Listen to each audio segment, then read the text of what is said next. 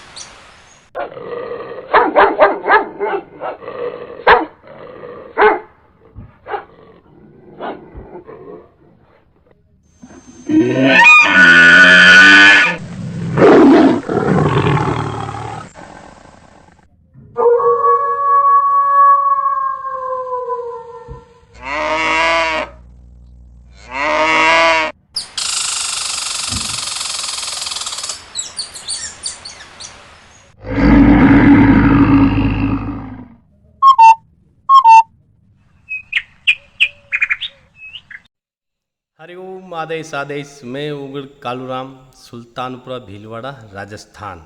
सर्वप्रथम मैं मेरी सभी माताओं, बहनों, भाइयों, गुरुओं, गुरु भाइयों को तहे दिल से बारंबार प्रणाम करता हूँ।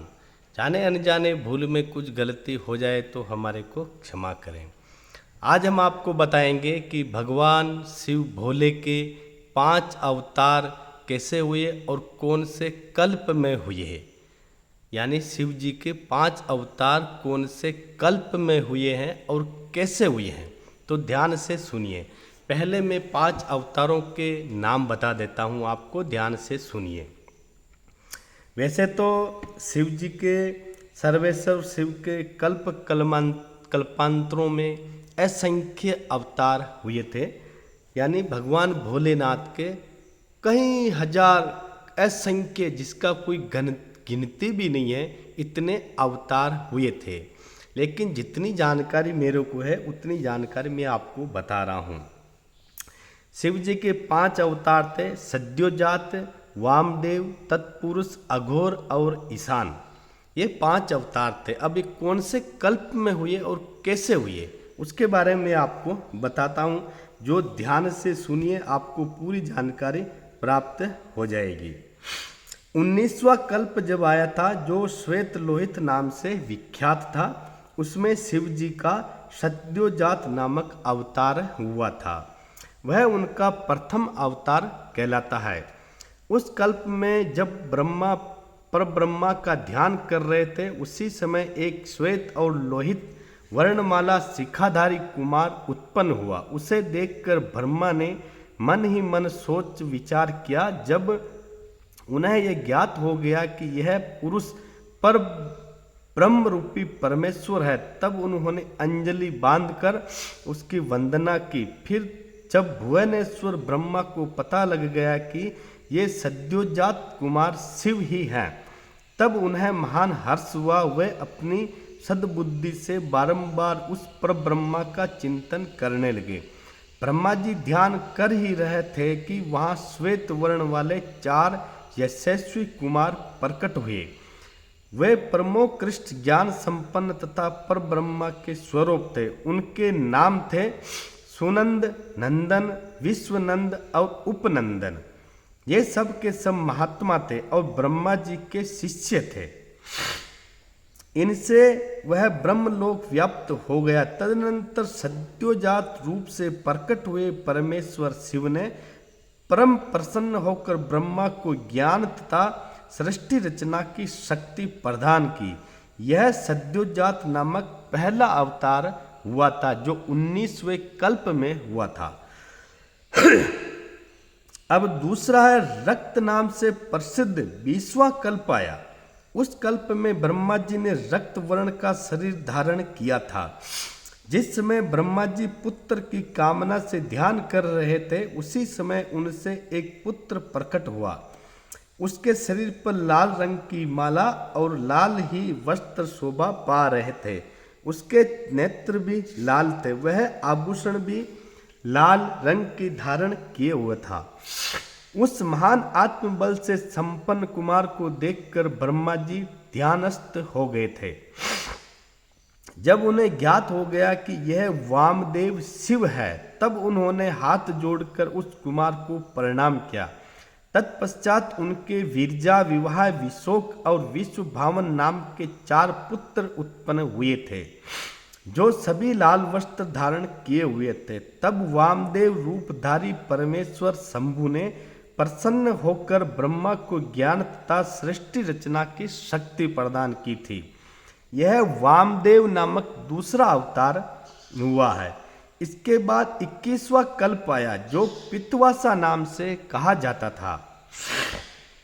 उस कल्प में महाभाग ब्रह्मा पित्त वस्त्रधारी हुए। जब वे पुत्र की कामना से ध्यान कर रहे थे, उस समय उसने एक महातेजस्वी कुमार उत्पन्न हुआ। उस प्रौढ़ कुमार की भुजाएं विशाल थी। उसके शरीर पर पीतांबर जममला रहा था। उस ध्यानमग्न बालक को देखकर ब्रह्मा जी ने अपनी बुद्धि के बल से उसे तत्पुरुष शिव समझा। तब उन्होंने ध्यान युक्त चित्त से संपूर्ण लोकों द्वारा नमस्कृत महादेव जी शंकरी गायत्री का जाप करके उन्हें नमस्कार किया। इससे महादेव जी प्रसन्न हो गए। तत्पश्चात उनके पार्श्व भाग से पित्त वस्त्रधारी दिव्य कुमार प्रकट हुए। वे सब के सब योग मार्ग के प्रवर्तक हुए। यह तत्पुरुष नामक तीसरा अवतार हुआ था। तत्पश्चात समय भू ब्रह्मा के उस पित्तवर्ण नामक कल्प के बीत जाने पर पुनः दूसरा कल्प प्रवृत्त हुआ। उसका नाम शिव था। जब 51 वर्ण की दशा में 1,000 दिव्य वर्ष व्यतीत हो गए थे, तब ब्रह्मा जी प्रजाओं की सृष्टि करने की इच्छा से दुखी हो विचार करने लगे। उस समय उस महातेजस्वी ब्रह्मा के समक्ष एक कुमार उत्पन्न हुआ। उस महापराक्रमी बालक के शरीर का रंग काला था। वह अपने तेज से उद्दीप्त हो रहा था तथा काला वस्त्र, काली पगड़ी और काला यज्ञोपवीत धारण किए हुए था। उसका मुकुट भी काला था और स्नान के पश्चात अनुलेपन चंदन भी काले रंग का ही था। उन भयंकर पराक्रमी महान मस्वी देव देवेश्वर अलौकिक कृष्ण पिंगल वर्ण वाले अघोर को देखकर ब्रह्मा जी ने उनकी वंदना की। तत्पश्चात ब्रह्मा जी उन भक्त वत्सल अविनाशी अघोर को ब्रह्म रूप समझकर इष्ट वचनों द्वारा उनकी स्तुति की। तब उनके पार्श्व भाग से कृष्ण वर्ण वाले तथा काले रंग का अनुलेपन धारण किए हुए 4 महामनस्वी कुमार उत्पन्न हुए। वे सब के सब परम तेजस्वी, अव्यक्तनामा तथा शिव शरीर के रूप वाले थे। उनके नाम थे कृष्ण, कृष्ण सिख, कृष्णाश्य और कृष्ण कंठ दृक् इस प्रकार उत्पन्न होकर इन महात्माओं ने ब्रह्मा जी की सृष्टि रचना के निमित्त महान अद्भुत घोर नामक योग का प्रचार किया। यह अघोर नामक चौथा अवतार हुआ। तदनंतर ब्रह्मा का दूसरा कल्प प्रारंभ हुआ। वह परम अद्भुत था और विश्व रूप नाम से विख्यात था। उस कल्प में जब ब्रह्मा जी पुत्र की कामना से मन ही मन शिव जी का ध्यान कर रहे थे, उसी समय महान सिंहनाद करने वाली विश्व रूपा सरस्वती प्रकट हुई तथा उसी प्रकार परमेश्वर भगवान ईशान प्रादुर्भूत हुए, जिनका वर्ण शुद्ध स्फटिक के समान उज्ज्वल था और जो समस्त आभूषणों से विभूषित थे। उन अजन्मा सर्वव्यापी सर्वांतर्यामी सब कुछ प्रदान करने वाले सर्वस्वरूप सुंदर रूप वाले तथा अरूप ईशान को देखकर ब्रह्मा जी ने उन्हें प्रणाम किया। तब शक्ति सहित विभु ईशान ने ब्रह्मा जी को सन्मार्ग का उपदेश देकर 4 सुंदर बालकों की कल्पना की। उन उत्पन्न हुए शिशुओं का नाम था जटि, मुंडी, शिखंडी और अर्धमुंड।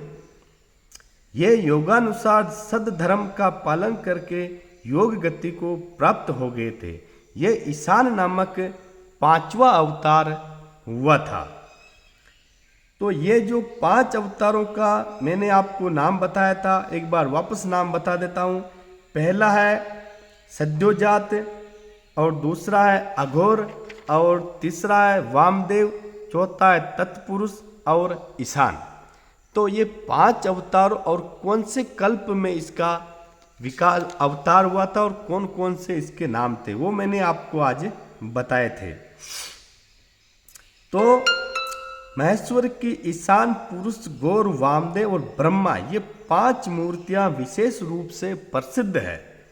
ये इसमें ईशान जो शिव स्वरूप तथा सबसे बड़ा पहला कहा जाता है, वह साक्षात प्रकृति के भोक्ता क्षेत्र में निवास करता है। शिव जी का दूसरा स्वरूप तत्पुरुष नाम से ख्यात है। वह गुणों के आश्रय रूप तथा भोग्य सर्वज्ञ में अधिष्ठित है। पिनाकधारी शिव का जो अघोर नामक तीसरा स्वरूप है, वह धर्म के लिए अंगों सहित बुद्धि तत्व का विस्तार करके आनंद विराजमान रहता है। वामदेव नाम वाला शंकर का चौथा स्वरूप है, अहंकार अधिष्ठान है। वह सदा अनेकों प्रकार का कार्य करता रहता है। विचारशील बुद्धिमानों का कथन है, शंकर का ईशान संगिक स्वरूप सदा कर्णवाणी और सर्वव्यापी आकाश का अधीश्वर है तथा महेश्वर का पुरुष नामक सुख रूप तत्व पाणी और स्पष्ट गुण विशिष्ट वायु का स्वामी है। मनुष्य गण अघोर नाम वाले रूप को शरीर, रस, रूप और अग्नि का अधिष्ठान बतलाते हैं।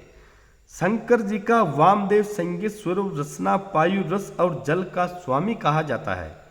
प्राण, उपस्थ, गंध और पृथ्वी का ईश्वर शिव जी का सद्योजात नामक रूप बताया जाता है। कल्याणकामी मनुष्यों को शंकर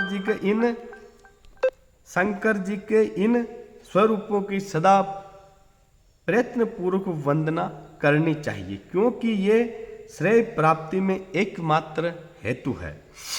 जो मनुष्य इन सद्योजात आदि अवतारों के प्राकृत्य को पढ़ता और सुनाता है, उसका जगत में हर तरह से कल्याण रहता है। तो मैंने जो ये 5 अवतार बताए थे और 5 कल्प वृक्ष बताए थे, तो कि कौन से कल्प में कौन से अवतार का हुआ था वर्णन, तो इनको जो मैंने बताए थे, जो भी भगत इनकी नित्य जाप करता है या सुनता है या सुनाता है, तो सुनने वाले की भी मनोकामना पूरी होती है और सुनाने वाले की भी मनोकामना पूरी होती है। तो भाइयों, ये जो ज्ञान की बातें, ये ज्ञान की बातें आपको कहीं मिलेगी नहीं, क्योंकि वीडियो बनाने के लिए तो लोग बहुत बना देते हैं, लेकिन ज्ञान की बातें आपको बहुत मिलेगी, ज्ञान की बातें आपको बहुत कम मिलेगी, क्योंकि ज़्यादातर सोशल मीडिया पे फोकटी वीडियो बनाने में लोग ज़्यादा व्यस्त रहते हैं। क्योंकि फोकटी वीडियो से उनको ज़्यादा सब्सक्राइबर मिलते हैं और ज़्यादा व्यूज बढ़ते हैं। इसलिए भाइयों, जब तक इंसान में ज्ञान नहीं होता है तब तक उसके लिए संत बनना या कोई भी काम करना बेकार है। तो हरिओम, आदेश आदेश आदेश।